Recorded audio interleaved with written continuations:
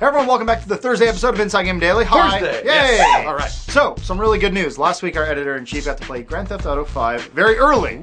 And he gave us a bunch of details that we're going to read to you. Let's do it. Because he got to see it, the lucky bastard. Yeah. So, as indicated by the trailers that we saw this week, you can play as three main characters in the game. Correct. Kind of knew this, Yeah. but this is some new information. All three of the characters have unique skills and perform a series of heists throughout the game using these said skills. Yeah. So first up, Michael is the brains and plans out heists. We'll do more on that later. Sure. So he is a retired professional bank robber, but he can also activate a sort of bullet time mode to help him aim. Yeah, that's it. Remember you referred to Max Payne earlier. Yeah, as you can see, he's watching like a noir film. He's Right. clearly into the shooting stuff. Kind of a fun little reference right there. There's also Trevor. He's crazy, and he's kind of the pilot of the bunch. He's ex-army, has worked with Michael on bank heists in the past. He can also rage out and do more melee damage in combat while taking less damage. So he's sort of he's the melee guy. It's kind of interesting too when you're breaking these characters down that this hasn't ever happened before, where like in San Andreas, you can build up your one character to do specific things. Right. Whereas this one, each individual character can only do a specific set of skills. Right, they're all an Yeah. archetype. So like Franklin, he's the wheel man and apparently an adrenaline junkie, as they're calling it. He works for Repo Man, and he meets Michael in the course of his job. Yeah. You can slow down time with him, but this time it's only during driving. Oh, that's cool. When you're, cutting through traffic. So like drive time instead of bullet time. You will be able to switch between any of the three characters in any given heist mission in the demo, and you can rotate between like a sniper and a main gunner, or the machine gun, and then go to the guy with the RPG and take down a bunch of helicopters. That's really cool. Yeah.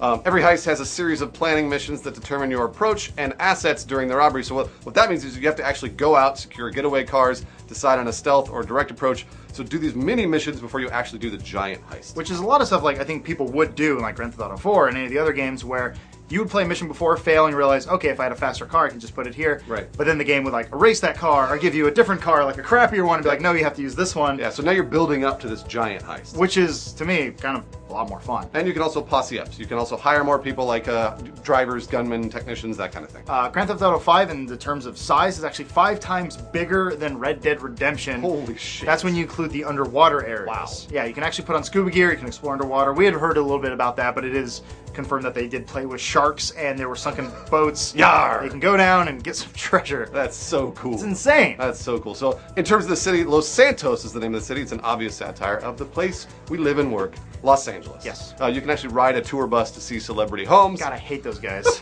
And all the money that you make from bank heists, like the big heists we were talking about, can go towards buying different sections of Los Santos. So for example, you can buy a cab company for free rides and some supplemental income. Or if you want a helicopter, you have to actually buy a helipad for your house. Right, this is the first time we actually buy specific sections of areas rather than just buying a building. Correct. You can do additions, which is kind of fun. Yeah. The world is completely explorable from the very beginning, which means nothing will be locked out. That's so cool. So while you're off mission, you can switch between any of the three characters at will, which should help you explore the entire map since they each live in very different parts of the city, like in the desert or Makes in a the lot city. of sense. Yeah. Exactly. Yeah. Just like Red Dead, there's a bunch of wildlife all around the city. There's a 24-hour day and night cycle and a complete weather system. That's badass. Yeah. And more vehicles, more weapons than any other GTA ever. And sadly, there are no details right now on multiplayer. Balls. But there's a hint that it might be in there somewhere. GTA 4 had deathmatch and a little bit of co-op. With the way they're pushing these three characters and how they work together, hopefully something will come out. Oh, I can't wait. September. It's coming up so soon. So soon. That's all the details we have for now. Thanks for watching, guys. We'll see you next time. And so then when Batman died, I'm sorry, Batman didn't die. Instead of Batman, his parents dying, Batman Bruce Wayne dies, and his dad becomes Batman. And he's fucking crazy. Nerd! He's really good. Whatever. You Nerd! know, it was good. It was actually pretty good. That sounds It was awesome. pretty good. Where were you storing that in your brain that it just popped up? Like, what was the thought process? That's a really the most important part. Like, when was the last time you saw that episode?